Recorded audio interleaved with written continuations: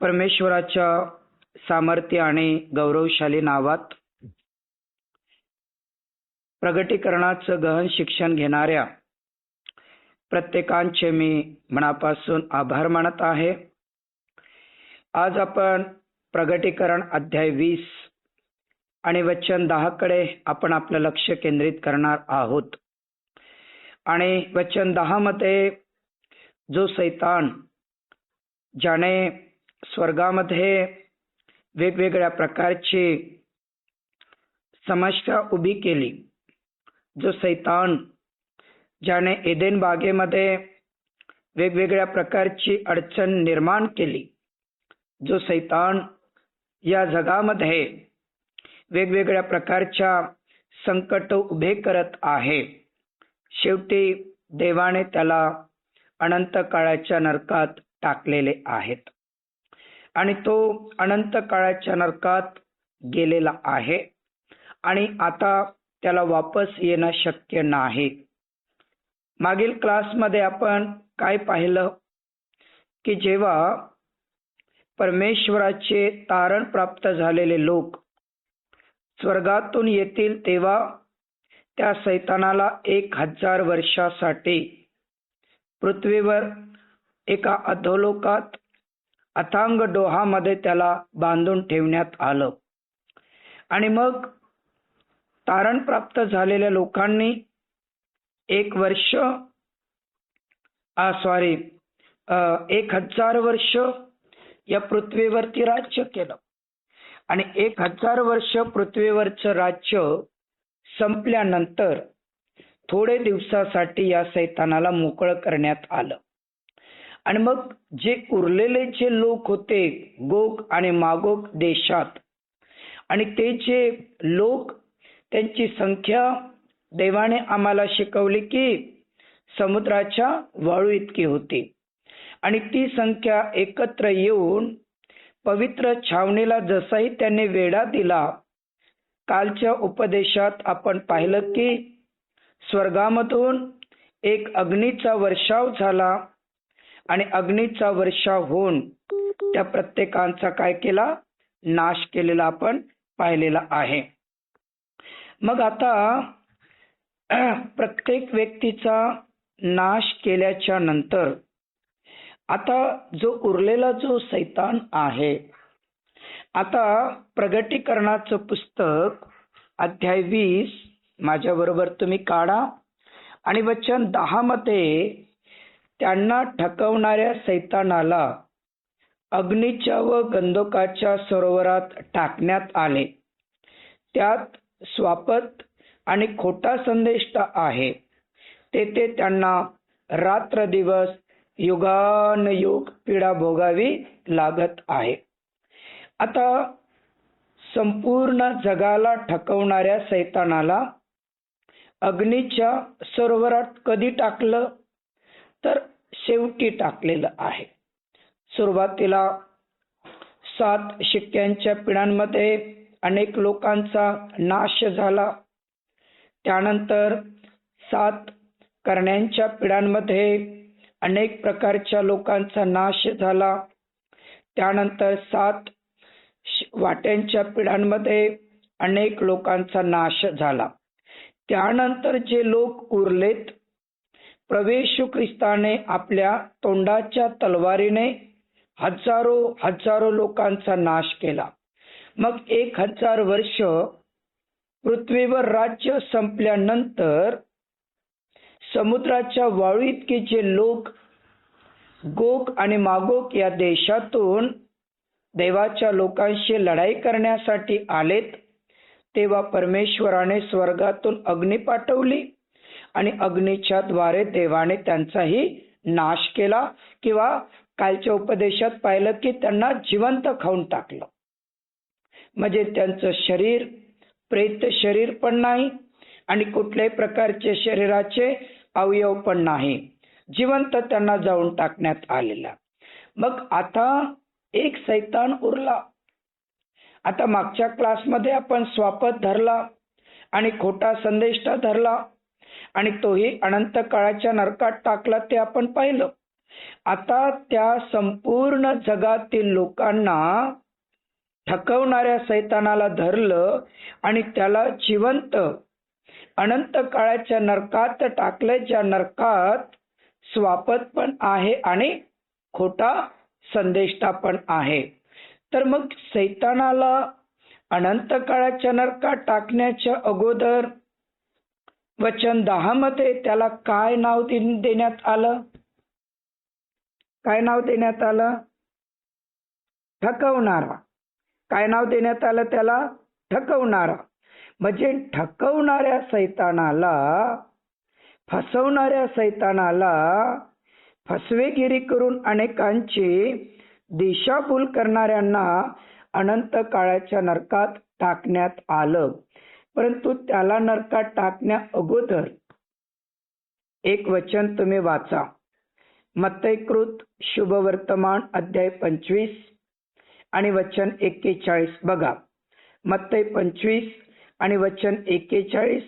डावीकडच्यांना तो म्हणेल, अहो शापग्रस्त हो, माझ्या पुढून निघा आणि सैतान व त्यांचे दूत यांच्यासाठी जो सार्वकालिक अग्नी सिद्ध केला त्यात तुम्ही जा. म्हणजे नरक देवाने कोणासाठी निर्माण केला? सैतान आणि त्यांच्या दूतांसाठी. मग सैतान आणि त्यांच्या दूतांसाठी हा नरक देवाने निर्माण केला. परंतु आता जे लोक सैतानाच्या इच्छेप्रमाणे जीवन जगतात त्यांच्यावरती देवाचा श्राप आला. मग आता शापित लोक आणि सैतान आणि त्यांचे दूत आता हे सर्वच्या सर्व अनंत काळाच्या नरकात गेलेले आपल्याला दिसत आहे. परंतु डावीकडच्यांना तो काय म्हणाला? अहो शापित लोक हो. म्हणजे शापित झालेले लोक ज्यांनी देवाच्या आज्ञेचं उल्लंघन केलं, ज्यांनी देवाच्या वचनाच्या विरोधामध्ये पाप केलं, ज्या गोष्टी देवाने त्यांनी करावं, भुकेल्यांना अन्न, तहानलेल्यांना पाणी, बेसहाऱ्यांना सहारा, जे लोक आजारी आहेत त्यांना भेटायला जाणं, बंदीगृहात आहे त्यांची विचारपूस करणं, म्हणजे ज्या गोष्टी त्यांनी करायला पाहिजे होत्या त्या त्यांनी न केल्यामुळे त्यांच्यावरती एक शाप आला. आणि मग देव काय म्हटला डावीकडच्यांना? अहो शापित लोक हो, तुम्ही अनंत काळाच्या नरकात जा, जो नरक देवाने कोणासाठी निर्माण केला? सैतान आणि त्यांचे दूतांसाठी. मग आज नरकामध्ये 3 प्रकारचे लोक आपल्याला पाहायला मिळतात. नंबर 1 सैतान, नंबर 2 सैतानाचे लोक, आणि सैतानाचे दूत, आणि नंबर 3 जे लोक शापित झालेले आहेत. तर या सर्वांना अनंत काळाच्या नरकात जिवंत टाकण्यात आलं आणि आता तो युगानयुग त्या ठिकाणी पीडा भोगत आहे.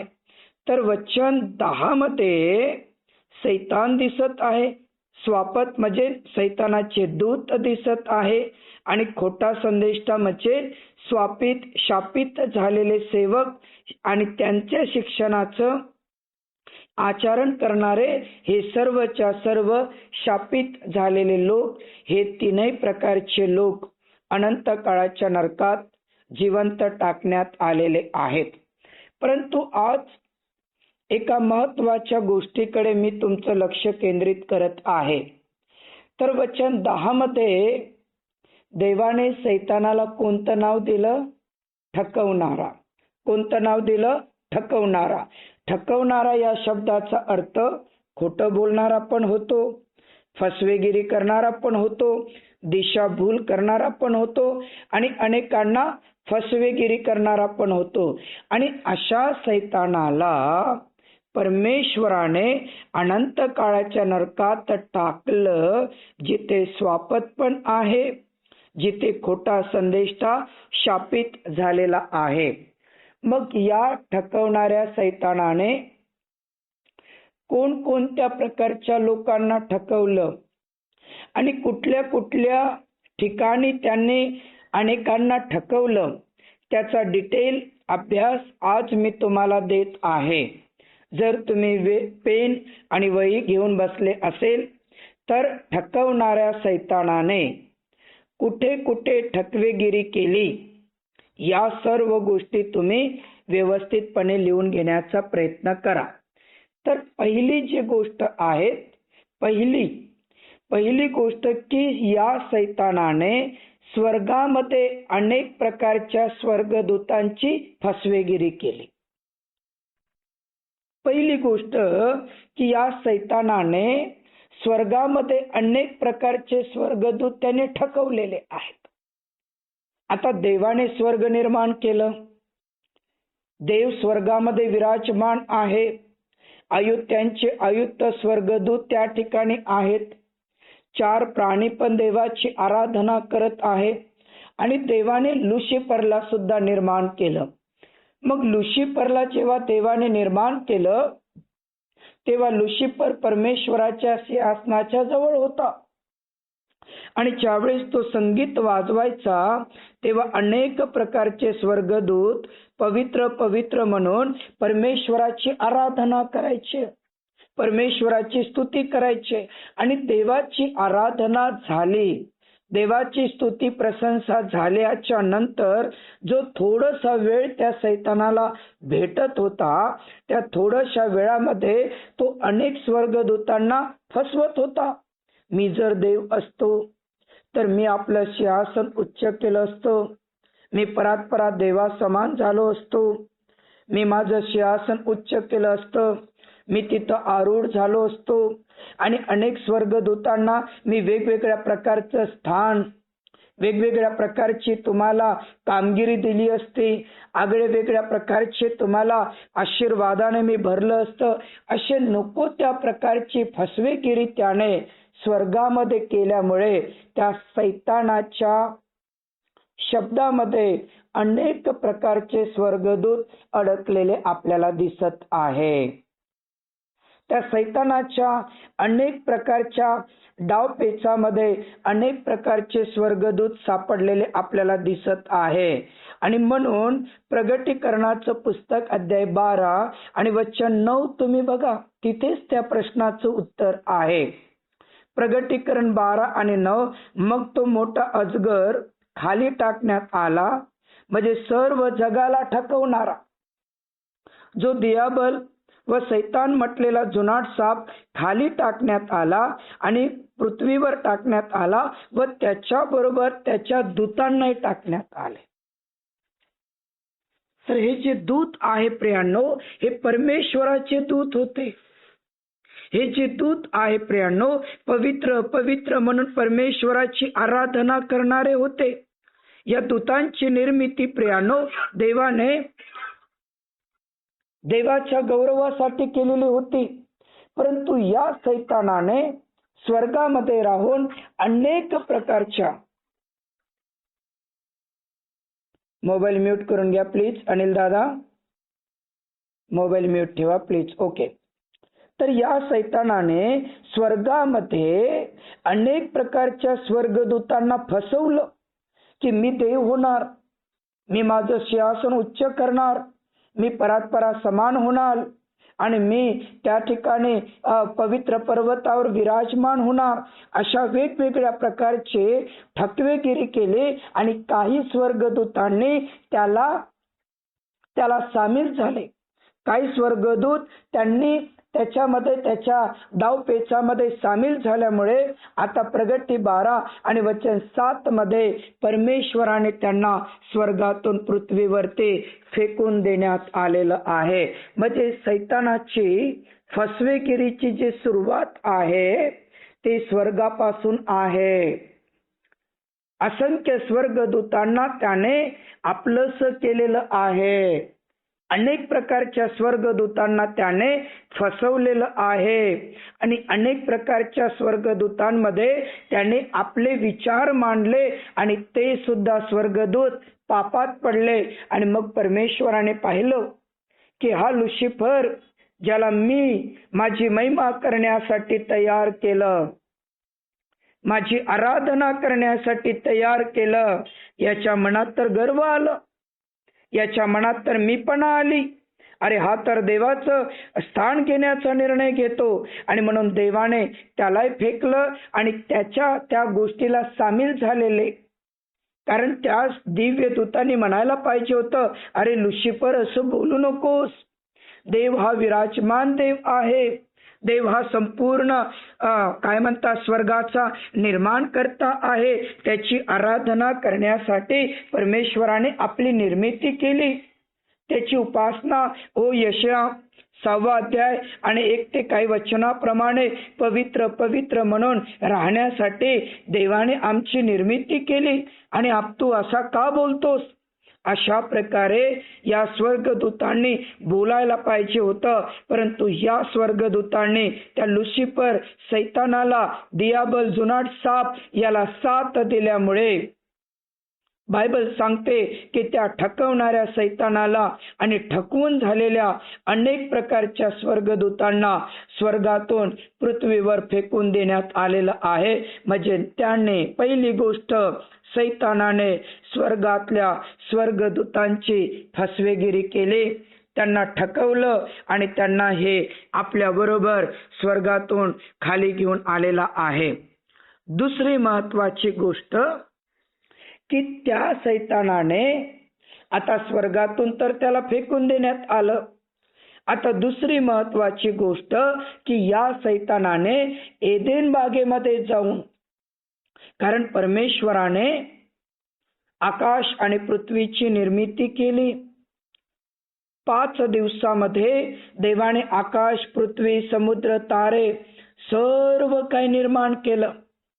आणि 6व्या दिवशी देवाने एका आदामाची निर्मिती केली, कारण स्वर्गात एक जागा काय झाली होती, रिकामी झाली होती लुसिफरची. आणि ती जागा भरून काढण्यासाठी परमेश्वराने या पृथ्वीवरती एडेन बागेमध्ये आदामाची निर्मिती केली. आणि आदामाची निर्मिती केल्यावर परमेश्वर आदाम आणि हवेला काय म्हटला, तुम्ही फलद्रूप व्हा. उत्पत्ती 3 अध्याय तुम्ही बघा, तुम्ही बहुगुणित व्हा आणि पृथ्वीला व्यापून टाका. एवढा मोठा आशीर्वाद देवाने त्यांना दिला. आकाशातील पक्षी, समुद्रातील मासे आणि पृथ्वीवरच्या प्राण्यांवर तुम्ही सत्ता गाजवा, एवढा मोठा आशीर्वाद देवाने तिथं दिला. आणि त्याच ठिकाणी सैतान त्या एदेन बागेमध्ये गेला आणि एदेन बागेमध्ये जाऊन त्याने हवेची पकड घेतले आणि काय म्हणाला, हवा सर्व झाडाचे फळ खाण्याची देवाने मनाई केली असं मी ऐकलं. आणि त्यावेळेस हवा म्हणाली की सर्व झाडाचे फळ खाण्याची मनाई देवाने आम्हाला केली नाही, तर बरं आणि वाईटाचं ज्ञान करून देणारं जे झाडाचं फळ आहे ते आम्ही खावं नाही, या प्रकारची मनाई केली. आणि तेव्हा सैतान काय म्हटला, उत्पत्ती 3 आणि वचन 4 मध्ये तो म्हणाला, तुम्ही मरणार नाही. तर ज्या दिवशी तुम्ही फळ खाल त्या दिवशी तुम्ही देवासमान बरं आणि वाईटाचं ज्ञान तुम्हाला होईल. अशा प्रकारची त्या ठिकाणी त्याने फसवेगिरी केली आणि आदाम आणि हवेला प्रियांनो पापामध्ये पाडलेलं आहे. म्हणून योहानकृत शुभवर्तमान अध्याय 8 आणि वचन 44 बघा काय सांगते. योहानकृत शुभवर्तमान अध्याय 8 आणि वचन 44, तुम्ही आपला बाप सैतान यापासून झाला आहात आणि तुमच्या बापाच्या वासनेप्रमाणे तुम्ही करू इच्छिता. तो प्रारंभापासूनच मनुष्य घातक होता, तो सत्यात टिकला नाही, कारण त्याच्यामध्ये सत्य नाही. तो खोटे बोलतो तेव्हा स्वतःचे बोलतो, कारण तो लबाड आणि लबाडाचा काय आहे, बाप आहे. तर सैतानाची दुसरी जे लबाडी आहे किंवा फसवेगिरी आहे प्रियांनो, ती एदेन बागेमध्ये त्यांनी केली. आणि म्हणून प्रभू येशू ख्रिस्त आजही नवीन करारात म्हणतो की तुम्ही आपला बाप सैतान यापासून झालात आणि आपल्या बापाच्या वासनेप्रमाणे आणि इच्छेप्रमाणे करता. कारण तो प्रारंभापासून म्हणजे सुरुवातीपासूनच तो मनुष्य घातक होता. तो सत्यात टिकला नाही.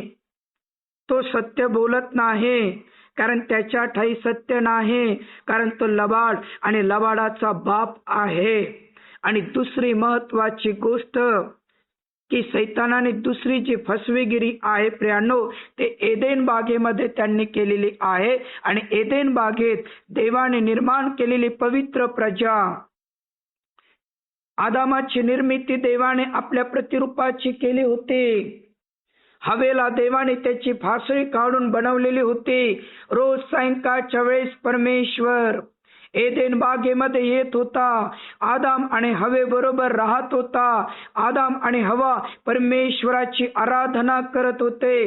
स्वतः देवाची उपस्थिती त्या एदेन बागेमध्ये होती. देव रोज आणि रोज एदेन बागेमध्ये येऊन आदाम आणि हवेला आशीर्वाद देत होता. रोज आणि रोज परमेश्वराची उपस्थिती त्या एदेन बागेमध्ये होती.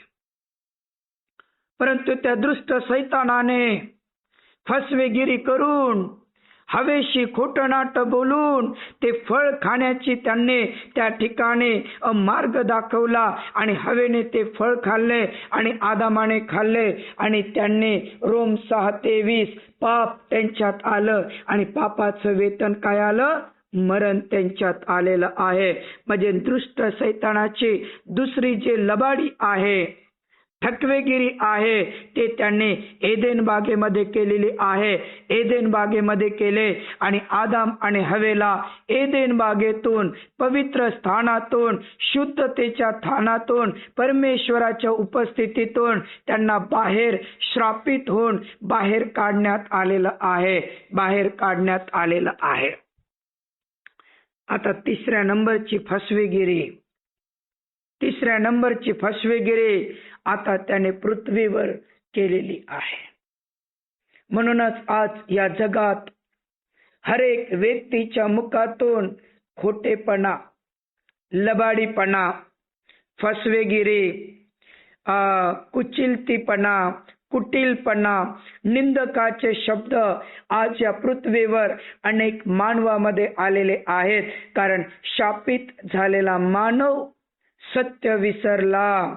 शापित झालेला मानव प्रकाशाला विसरला. शापित झालेला मानव जीवन सोडून आता मरणाच्या पाठीमागे चाललेला आहे. आणि आज संपूर्ण पृथ्वी खोटं नाटं, फसवेगिरी, लबाड्या या प्रत्येक गोष्टीमध्ये उतरताना आपल्याला दिसत आहे. आणि सैतानाने तिसऱ्या प्रकारची फसवेगिरी किंवा तिसऱ्या प्रकारची ठकवेगिरी या पृथ्वीवर त्यांनी केलेली आहे. म्हणूनच देवाचं वचन थेसलोनिकरा 2 पत्र आणि वचन 9 मध्ये स्वतः परमेश्वर म्हणाला की ज्यांचा नाश होत चाललेला आहे त्यांनी आपले तारण साधावे. म्हणून सत्याची आवड धरायची ती त्यांनी धरली नाही. त्यामुळे त्यांच्यासाठी सैतानाच्या कृतीप्रमाणे सर्व प्रकारची खोटी, महत्वकृत्य, चिन्हे, अद्भुते, सर्व प्रकारची अनितीजनक कपट यांनी युक्त असा त्या अनितिमानाचं येणं झालेलं आहे. तो अनितिमान पुरुष येणार आहे. हा अनितिमान एक स्वापत असू शकतो. हा अनितिमान एक खोटा संदेष्टा असू शकतो. हा अनितिमान सैतानाच्या आत्म्याने भरलेला व्यक्ती असू शकतो. कारण ज्यांनी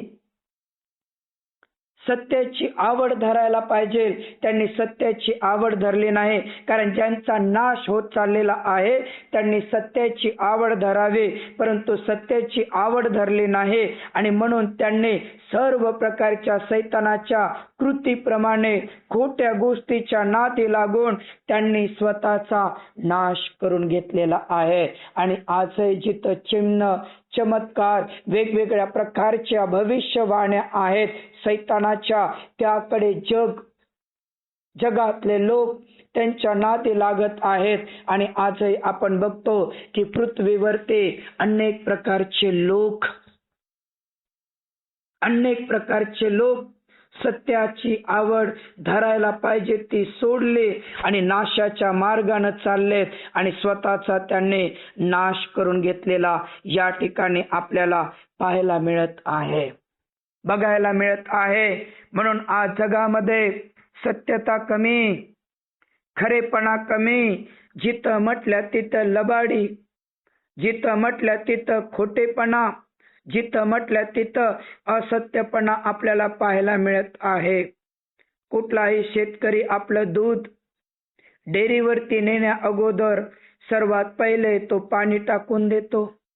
तिथे पण एक प्रकारची लबाडी आली. पाणी टाकणाऱ्याला वाटते मला कोणी पाहिलं नाही, कारण दूध पांढरा आहे आणि किती पाणी टाकलं तर मला कोणी पाहणार नाही. तो विकण्याचा प्रयत्न करतो, पैसा कमावण्याचा प्रयत्न करतो, परंतु ही एक प्रकारची लबाडी आहे. शेतकरी आपले कापूस कपाशी एकत्र करतात. एकत्र केल्याच्या नंतर जेव्हा मार्केटमध्ये विकण्याची वेळ येते त्यावेळेस त्या ठिकाणी पंपाने फवारणी मारतात. पंपाने फवारणी मारून तो कापूस ओला करतात, यासाठी की मार्केटला गेल्याच्या नंतर तो कापूस जड भरावा आणि आम्हाला पैसे मिळावं. त्यांना वाटते आम्हाला व्यापारी पाहत नाही, त्यांना वाटते आम्हाला कोणता व्यक्ती पाहत नाही, परंतु ज्या देवाने तुम्हाला आणि मला निर्माण केलं तो देव तुम्हाला आणि मला पाहत नाही का? आजही कितीतरी खेड्यापाड्यामध्ये ठिकठिकाणी आपण बघतो की आकडा टाकून लाईट चोरून घेणे, आकडा टाकून हीटर लावून पाणी गरम करणे, आकडा टाकून लाईट वापरणे. त्यांना वाटते की लाईनमॅन आम्हाला पाहत नाही, त्यांना वाटते की MECBचे साहेब आम्हाला पाहत नाही, परंतु ज्या देवाने तुम्हाला आणि मला निर्माण केलं त्या देवाची नजर तुमच्यावर नसेल का? तो परमेश्वर तुमच्याकडे आणि माझ्याकडे बघत नसेल का? आणि म्हणून दुधात पाणी टाकणाऱ्या प्रत्येक ख्रिस्ती विश्वासी लोक हो, ऐका, ज्यांचा नाश होत चाललेला आहे. 2 थेसलनी अध्याय 2 आणि वचन 9, ज्यांचा नाश होत चाललेला आहे त्यांनी सत्याची आवड धरावं, परंतु ते सत्यापासून जर दूर गेले तर त्यांचा नाश होईल. आणि म्हणून ख्रिस्तावर विश्वास ठेवणारे लोक हो, दुधात पाणी टाकणं बंद करा, आकडे टाकून लाईट चोरून घेणं बंद करा, कपाशीवर पाणी मारून मार्केटला विकणं बंद करा. सर्व प्रकारची लबाडी, सर्व प्रकारची खोटेपणा परमेश्वराच्या पुढे उघडकीस येईल. बायबल सांगते कळणार नाही असं काही गुप्त नाही आणि उघडकीस येणार नाही असं काही झाकलेलं नाही. परमेश्वराच्या दृष्टीने प्रत्येक गोष्ट प्रियांनो उघडकीस येणार आहे, कारण देवाची नजर प्रत्येक मानवावरती आहे.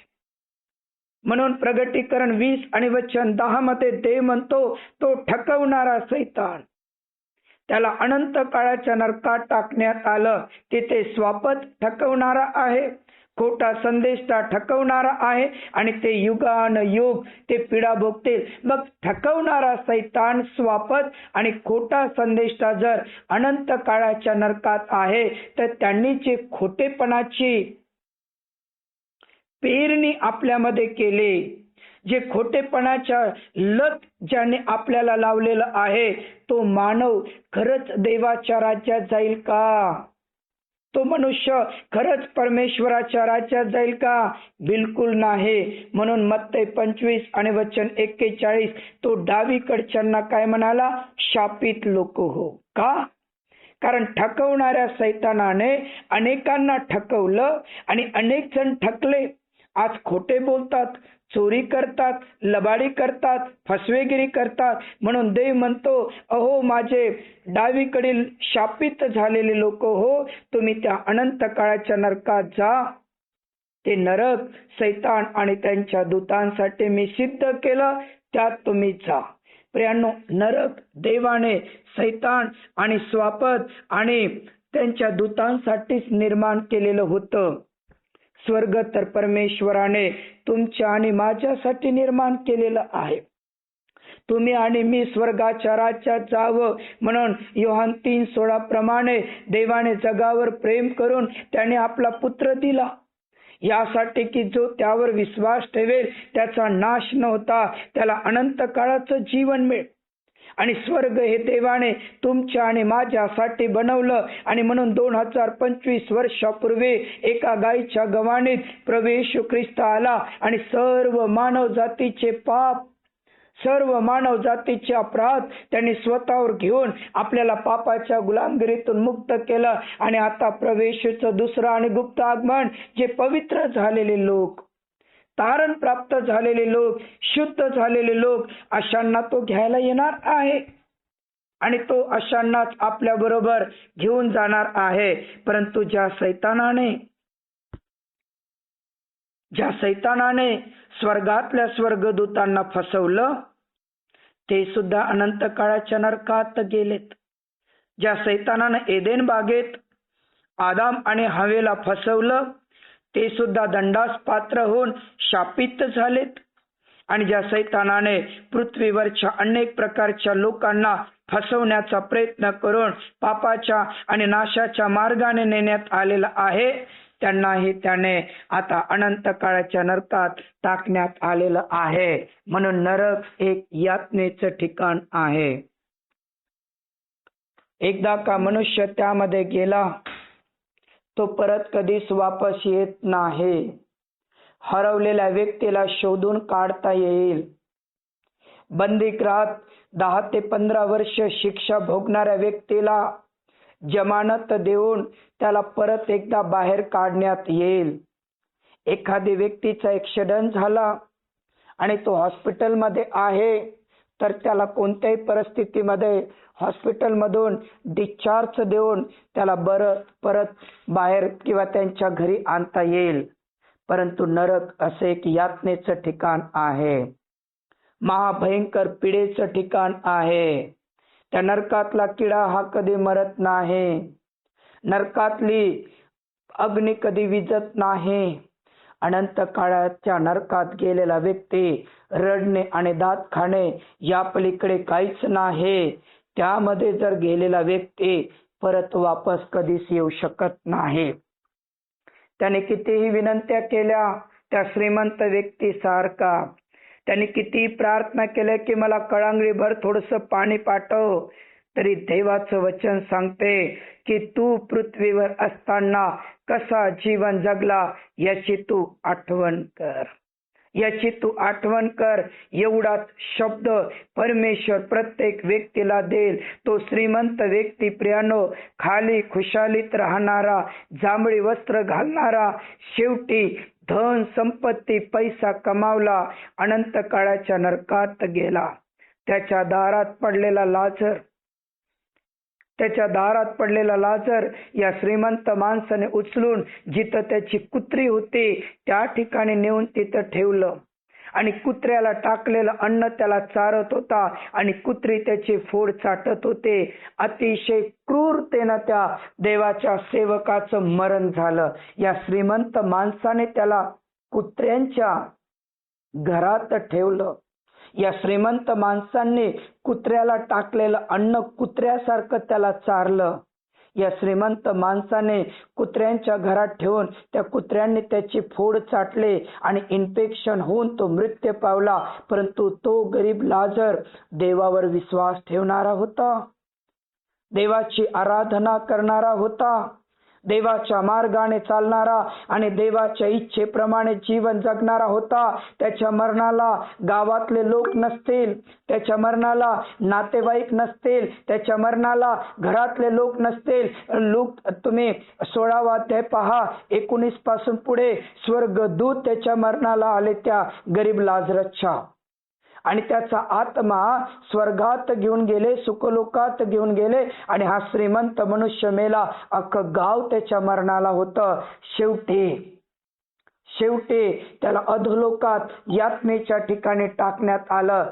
जगात असताना 10 नदीचा मालक, 10 विहिरीचा मालक थेंबभर पाण्यासाठी रडत आहे.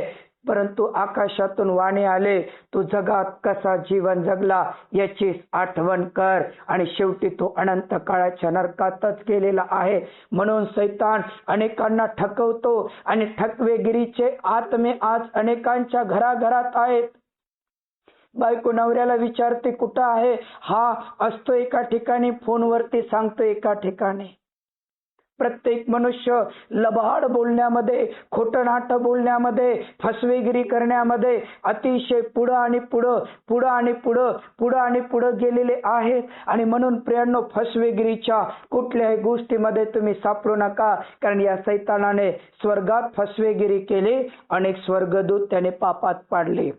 या सैतानाने एदेन बागेत फसवेगिरी केली. देवानं निर्माण केलेला आदाम आणि हवा यांना शापित करून एदेन बागेतून त्यांना बाहेर पापात पाडलं. या सैतानाने पृथ्वीवरच्या अनेक लोकांना पकडलं आणि त्यांच्यामध्ये फसवेगिरी, लबाडीपणाच्या सगळ्या गोष्टी फैलवल्या, आणि जिथं म्हटलं तिथं लबाडी आहे. आज हा सैतान स्वापद आणि खोटा संदेष्टा अनंत काळाच्या नरकात टाकण्यात आलेला आहे. त्याची चाल, त्यांनी कमावलेल्या प्रत्येक गोष्टी त्याच्याबरोबर आलेल्या नाहीत. तो अनंत काळाच्या नरकात आहे. तुम्ही आणि मी या जगात जीवन जगत असताना आज वर्तमान काळात तो सैतान नरकात नाही, न्यायाच्या दिवशी टाकेल, परंतु आज तुमच्या आणि माझ्या अवतीभोवती आहे. जे प्रार्थनेत वाढणारे, विश्वासात वाढणारे, प्रभूच्या प्रगटीकरणाच्या क्लासमध्ये वाढणारे, त्यांच्या अवतीभोवती राहतो. बायबल अभ्यासापासून दूर नेतो, बायबल अभ्यासापासून गैरसमज निर्माण करतो, पाळकाबद्दल वेगवेगळ्या प्रकारचं विष कालवून कसं तरी हटवण्याचा प्रयत्न करतो, आणि अनेक विश्वासी लोक, प्रार्थनेतले लोक आणि प्रगटीकरणाचं सत्य शिक्षण घेणाऱ्यांना पाडण्याचा प्रयत्न करतो. प्रियांनो, जीवनात एक गोष्ट कधीच विसरू नका, आणि ते म्हणजे प्रगटीकरणाचं शिक्षण. कारण प्रगटीकरणाचं शिक्षण डायरेक्ट स्वर्गाशी कनेक्ट करते. प्रगटीकरणाचं शिक्षण नरक काय आहे त्याची आपल्याला जाणीव करून देते. प्रगटीकरणाचं शिक्षण प्रभू येशू ख्रिस्ताचं आगमन कधी होणार त्याची आपल्याला ओळख करून देते. आणि प्रगटीकरणाचं शिक्षण आपल्याला पवित्र राहून, जागृत राहून देवाची वाट पाहण्यासाठी सदैव आणि सर्व काळ तयारीत आपल्याला ठेवते. हेच असं प्रगटीकरण आहे, ज्या प्रत्येक गोष्टी स्वर्गाशी कनेक्ट करण्याचा प्रयत्न करतात. म्हणून या बायबल अभ्यासात तुम्ही विश्वासयोग्य राहा आणि इतरांनाही तुम्ही विश्वासयोग्य राहायला सांगा. म्हणजे प्रियांनो, आपण या लबाडीपासून, खोटेपणापासून आपला आणि आपल्या कुटुंबाचा बचाव झाल्याशिवाय राहणार नाही. प्रभू या लहानशा वचनातून आम्हा प्रत्येकांना आशीर्वादित करो आणि त्याच्या राज्यात जाण्यासाठी आम्हाला सहाय्य करो.